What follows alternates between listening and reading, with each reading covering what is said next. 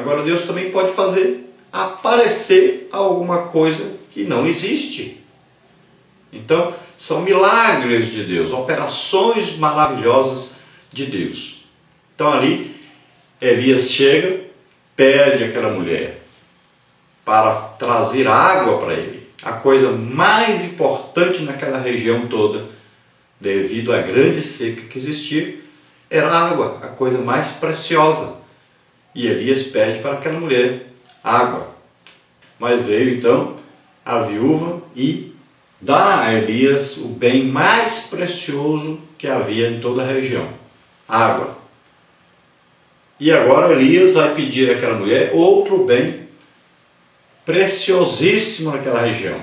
Ele pede agora alimento, coisa para comer. A mulher disse: olha, eu estou aqui pegando 2 gravetos. Imagine o tanto de comida que ela ia fazer com 2 gravetos só. Olha, eu tenho aqui apenas um bocadinho. Essa palavra bocado aí, ela significa que no máximo ela tinha aí uma mão cheia de farinha.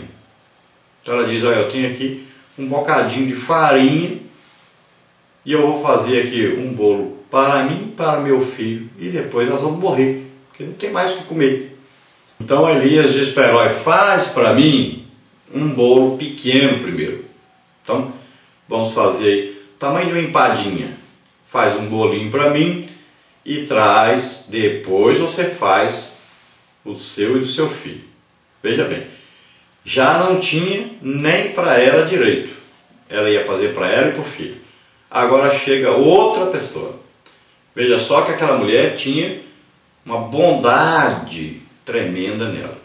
O que ela poderia fazer é dizer: olha, não tem nem para mim e para o meu filho direito, vá procurar comida em outro lugar. Mas não, ela enxergou em Elias um servo do Deus Altíssimo. E ela teve fé nesse Deus.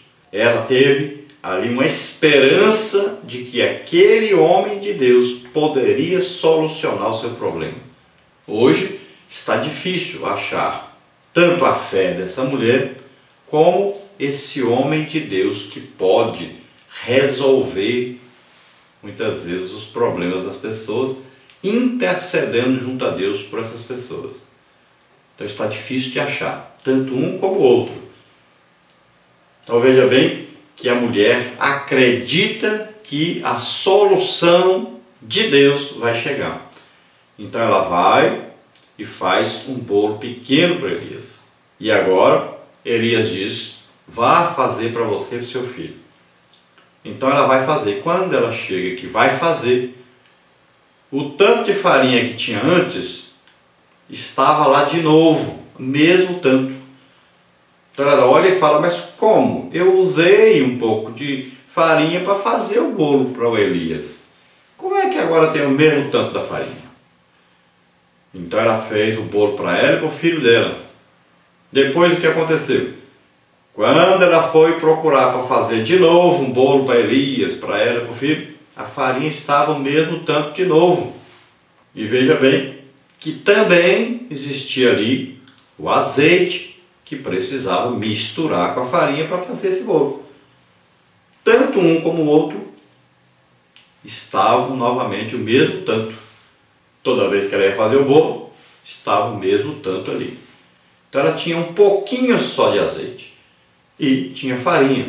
A farinha, ela tem um significado, que a farinha, se você jogar para cima, ela vai espalhar.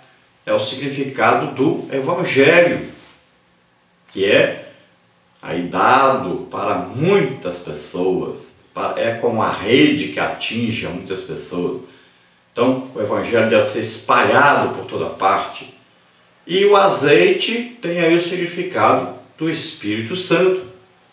Veja bem, o Evangelho unido à unção, o poder do Espírito Santo, é que produz salvação a muitas pessoas. Então esse Evangelho espalhado na unção e no poder do Espírito Santo, com sinais, prodígios e maravilhas. É isso que estava acontecendo ali. Existia então Elias representando ali Deus, fazendo ali milagres, e estava ali o azeite da unção do Espírito Santo, estava a farinha do Evangelho. Essas três coisas unidas é que fazem com que a igreja exista.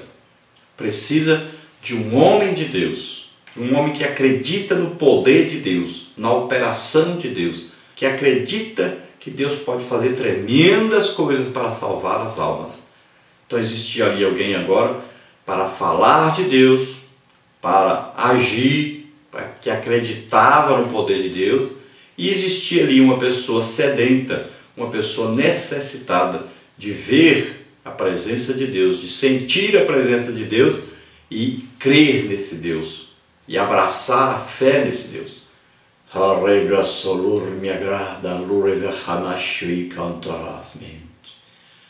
Isso agrada a Deus, essa fé agrada a Deus, alegra o coração de Deus, quando ele encontra alguém que acredita nele, que não precisa de muita coisa, precisa apenas ver, sentir a presença de Deus e daí para frente o segue com confiança, que acredita nele, mesmo diante do impossível, mesmo diante de barreiras tremendas, mas tem fé nele, que acredita que vai existir o que não existe, que vai acontecer o que ainda não aconteceu. Alguém que acredita que esse Deus pode fazer qualquer coisa, que acredita que esse Deus está presente em toda parte, que acredita que esse Deus sabe de todas as coisas. Então é preciso esse tipo de fé para que o Evangelho cresça, que o Evangelho atinja a todos, que todos tenham um verdadeiro conhecimento desse Deus poderoso. Glória a Deus. Nossa verdade prática diz: para socorrer e sustentar os seus filhos, Deus usa os meios mais inesperados. Vamos ver a nossa leitura bíblica que está em 1º livro de Reis, capítulo 17, do versículo 8 ao versículo 16. Então veio a ele a palavra do Senhor, dizendo: levanta-te e vai a Sarepta, que é de Sidom, e habita ali. Eis que ordenei ali a uma mulher viúva que te sustente. Então se levantou e se foi a Sarepta. E chegando à porta da cidade, eis que estava ali uma mulher viúva apanhando lenha, e ele a chamou e lhe disse: traze-me, peço-te uma vasilha, um pouco de água que beba. Indo ela a buscá-la, ele a chamou e lhe disse: traze-me agora também um bocado de pão na tua mão. Porém, ela disse: vive o Senhor teu Deus, que nem um bolo tenho, senão somente um punhado de farinha numa panela e um pouco de azeite numa botija. E vês aqui, apanhei 2 cavacos e vou prepará-lo para mim e para meu filho, para que o comamos e morramos. E Elias lhe disse: não temas, vai e faze conforme a tua palavra. Porém faz disso primeiro para mim um bolo pequeno e traze-mo para fora. Depois farás para ti e para teu filho. Porque assim diz o Senhor Deus de Israel: a farinha da panela não se acabará e o azeite da botija não faltará, até o dia em que o Senhor dê chuva sobre a terra. E foi ela e fez conforme a palavra de Elias, e assim comeu ela e ele e a sua casa muitos dias. Da panela a farinha se não acabou, e da botija o azeite não faltou, conforme a palavra do Senhor que falara pelo ministério de Elias. Vamos ver aí a nossa introdução, que diz assim: a visita do profeta Elias à terra de Sarepta, onde foi acolhido por uma viúva pobre, é emblemática por algumas razões. Primeiramente, a história revela o cuidado de Deus para com os que se dispõem a fazer essa vontade. Não importa onde estejam, Deus cuida de cada um dos seus filhos. Elias foi o agente de Deus para confrontar a apostasia no reino do norte. Necessitava, pois, de um lugar seguro para refugiar-se. Em segundo lugar, o episódio revela a soberania de Deus sobre as nações. Mesmo tratando-se de uma terra pagã, Deus escolhe dentre os moradores de Sarepta uma mulher que servirá como instrumento na construção do seu propósito.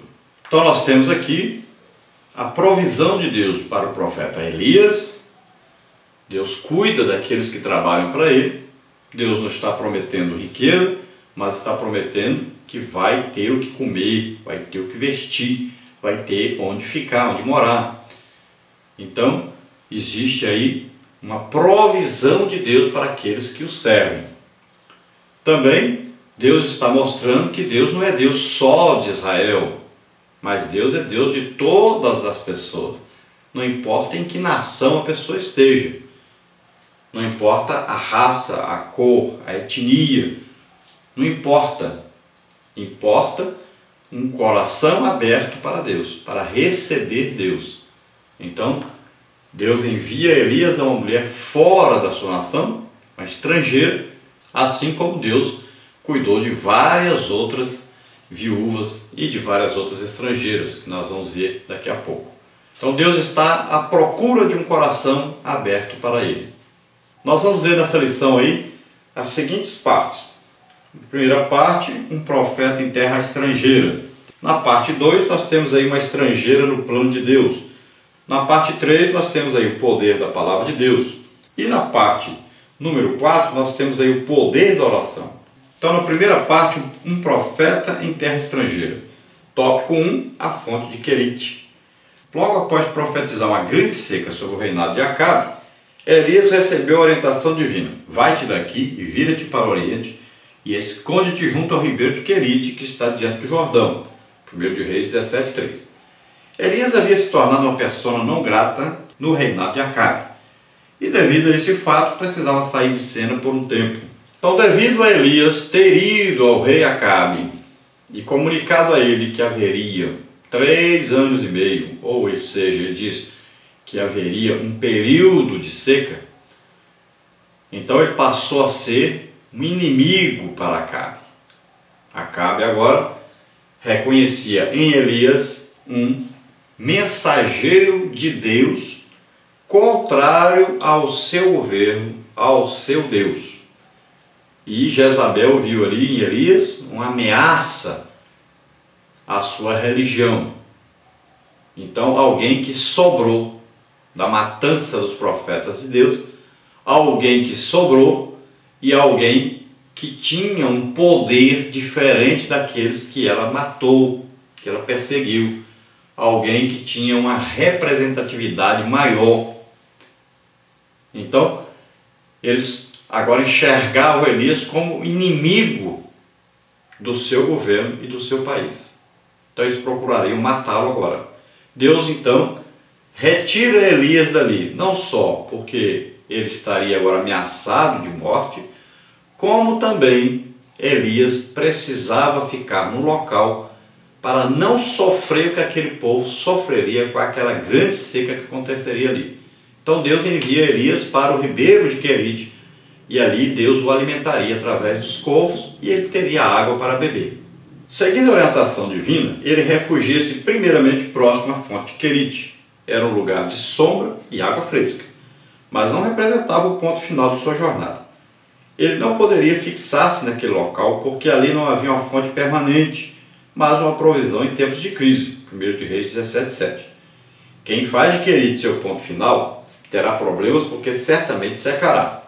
Então você tem que tomar muito cuidado para não ficar em Querite, porque Querite era uma fonte temporária, era um lugar que tinha água da chuva, era guardada aquela água, então tinha água por um certo período. Tem muita gente que ele fica no lugar, a fonte seca, mas ele continua no lugar. Não, você pode mudar, você pode sair daí. Esse lugar está sendo prejudicial para você.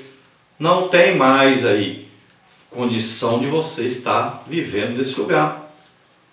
Jesus disse, olha, você vai a uma cidade, vocês vão pregando de cidade em cidade, vão de 2 em 2. Agora, a cidade que não receber vocês, então bata até o pé fora da cidade, tira até a poeira daquela cidade dos seus pés, sai dali e vai para outro lugar. Então, é isso que Elias tinha que fazer. A água ia secando. A hora que secasse, ele teria que sair.